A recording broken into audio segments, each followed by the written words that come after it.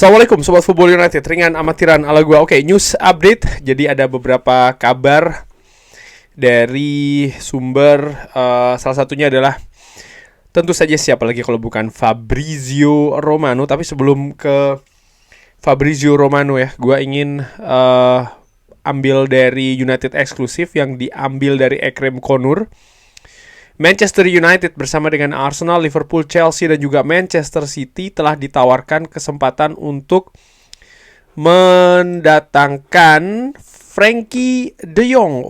Frenkie de Jong kontraknya ini kan habis 2026 dan sampai dengan saat ini belum ada kabar ya apakah akan diperpanjang di Barcelona. Nah, menurut gue ada dua hal tentu saja terkait dengan Frenkie de Jong. Kalau dihubungkan dengan Manchester United, ini bukan pertama kali ya Frenkie de Jong ini dikaitkan dengan Manchester United. Bahkan sempat dalam proses diincar pada saat itu, cuman ya tidak jadi atau dia tidak setuju untuk pindah dari Barcelona pada saat itu. Walaupun kabarnya antara Barcelona dengan Manchester United ini sudah sepakat di sekitar angka 85 juta euro, pemain yang sangat diinginkan oleh manajer saat itu, yaitu adalah Erik ten Hag ya, untuk membangun sebuah sistem di Manchester United. Oke. Kalau gue lihat valuasi ada di angka 45 juta euro kalau gue ambil dari Transfermarkt, dan gaji sendiri dari Frenkie de Jong ini ada di angka per pekan itu 346 ribu euro per pekan. Angka yang menurut gue cukup tinggi, bahkan sangat tinggi. Dia sendiri berusia 27 tahun. Ya, menurut gue bagaimana? Dari sisi permainan, bermain dengan konsep 3 back ya, ini bukan hal yang baru bagi Frenkie de Jong. Dia pernah memainkannya di tim nasional Belanda kalau tidak salah ya. Tapi ya mungkin dari sisi kapasitas dia punya. Nah, menurut gue Manchester United dalam melakukan pergerakan ini akan sangat melihat unsur finansial dulu ya.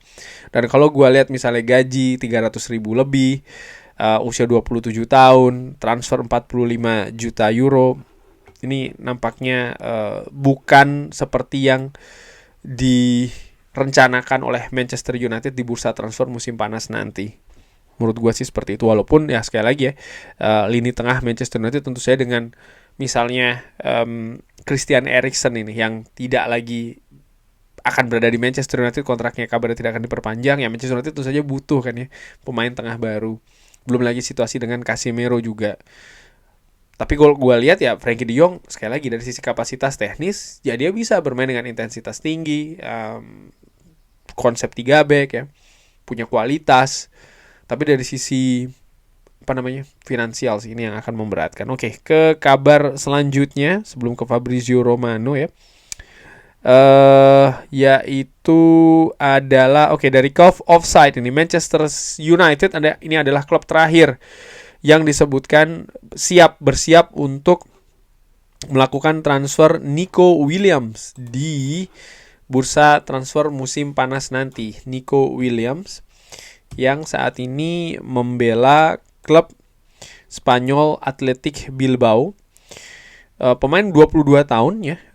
Valuasi ada di angka 70 juta euro. Wow, ini angka yang menurut gue sangat tinggi. Gaji pun juga dia ada di kisaran 200 ribu euro per pekan. Ini juga angka yang cukup tinggi.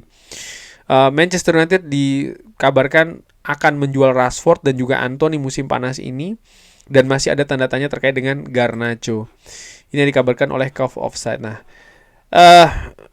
Nico Williams juga pemain yang memiliki kualitas bagus ya. Dia cepat, dia memiliki keberanian dalam melakukan penetrasi, kualitas pun juga seperti itu, bagus. Tapi sekali lagi dari unsur finansial ini, gue lihat gajinya 200 ribu per pekan untuk pemain yang berusia 22 tahun. Lalu valuasinya juga ya, kontrak sendiri ini masih akan sampai tahun 2027. Ya menurut gue dengan angka seperti ini kecil untuk Manchester United melakukan pergerakan. Walaupun sekali lagi ya secara teknis dia bagus.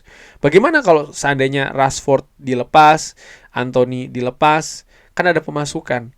Iya, tapi jangan lupa Manchester United ketika masuk ke transfer musim panas nanti, mulainya itu tidak dari nol, tapi dari minus. Kenapa? Karena Manchester United punya hutang transfer dari periode-periode sebelumnya yang harus dibayarkan di musim panas nanti. Jadi sekali lagi Manchester United tanpa melakukan kegiatan transfer masuk tetap harus mengeluarkan uang untuk membayar hutang ya transfer dari periode-periode kemarin yang jatuh di musim panas nanti nih pembayarannya. Jadi ya menurut gua dengan angka tinggi seperti itu ini ya hanya mungkin rumor saja ya. Oke, sekarang ke Fabrizio Romano. Nah, Giovanni Quenda ini kan dikabarkan diminati oleh Manchester United dari sumber David Ornstein kalau tidak salah. Memang ada gap angka Sporting Lisbon dan juga yang diinginkan oleh Sporting Lisbon dan yang disanggupi oleh Chelsea sehingga Chelsea akhirnya memenangkan perburuan ini.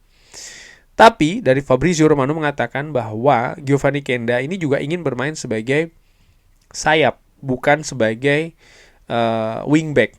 Enzo Maresca ini termasuk di bagian negosiasi yang menjelaskan peran di sistem tersebut.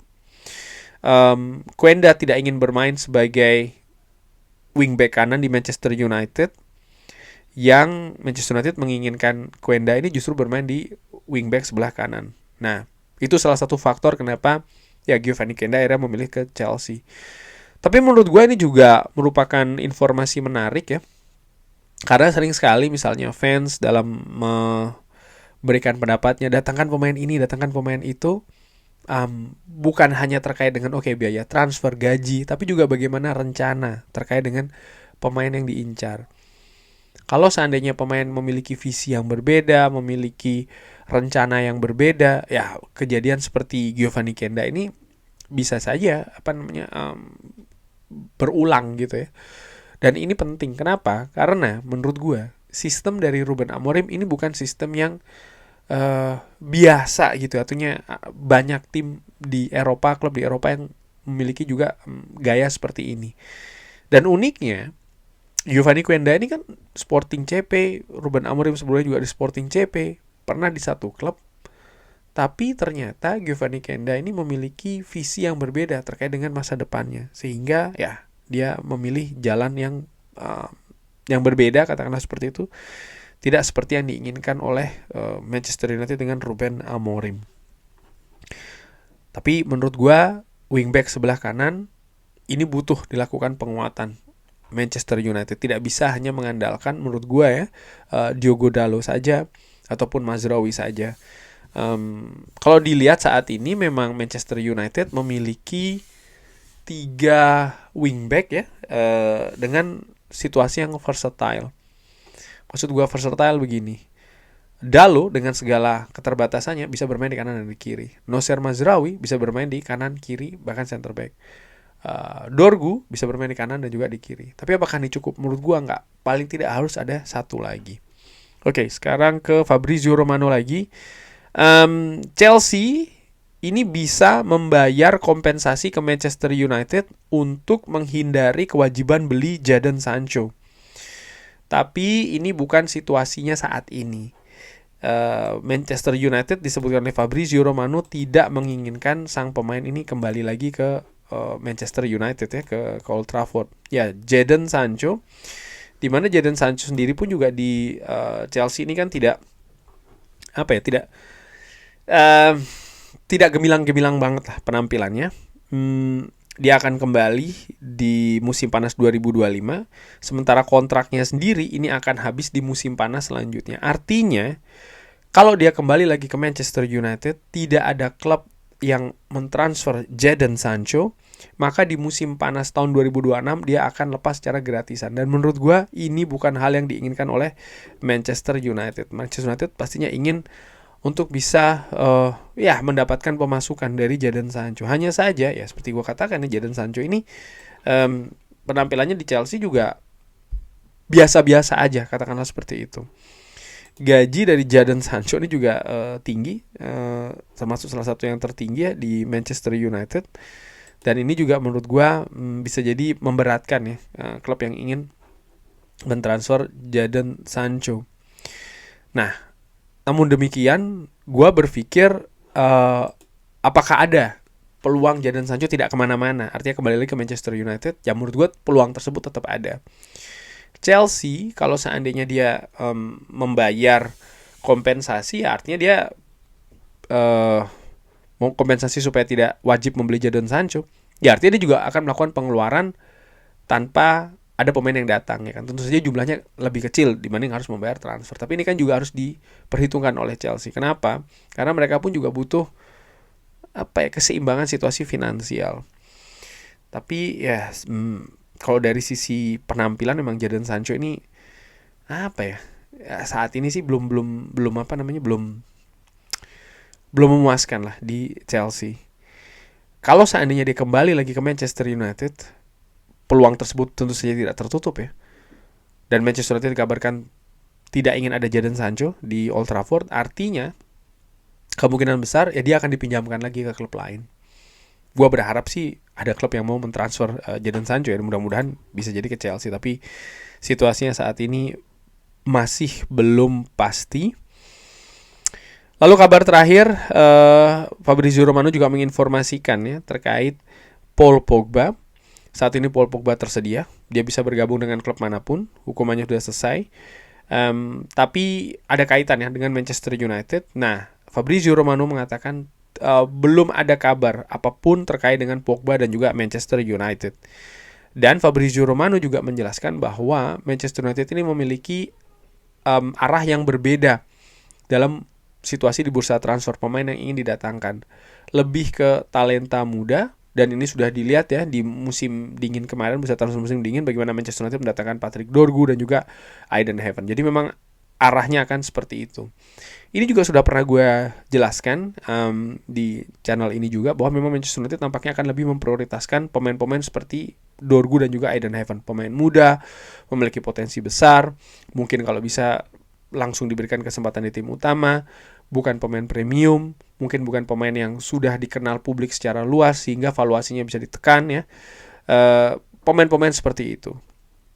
Tapi apakah ini berarti Manchester United tidak akan mendatangkan pemain premium, katakanlah seperti itu? Menurut gue Manchester United tetap akan mengincar pemain seperti itu, hanya saja jumlahnya jauh lebih sedikit dibanding dengan periode-periode sebelumnya. Menurut gue seperti itu. Dan apakah Paul Pogba akan menjadi nama ya yang gue selalu mengatakan ya dilihat kebutuhan juga ya. Permainan Manchester United membutuhkan intensitas yang tinggi, itu nomor satu. Lalu juga membutuhkan, khusus untuk lini tengah, ini permainan yang versatile.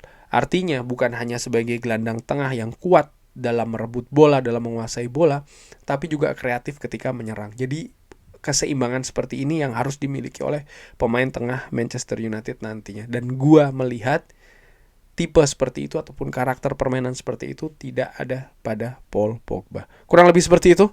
Bagaimana menurut Sobat Football United? Seperti biasa silahkan drop di kolom komen. Terima kasih sudah menyaksikan. Jangan lupa like, sholat, dan juga subscribe. Wassalamualaikum warahmatullahi wabarakatuh. Thank you.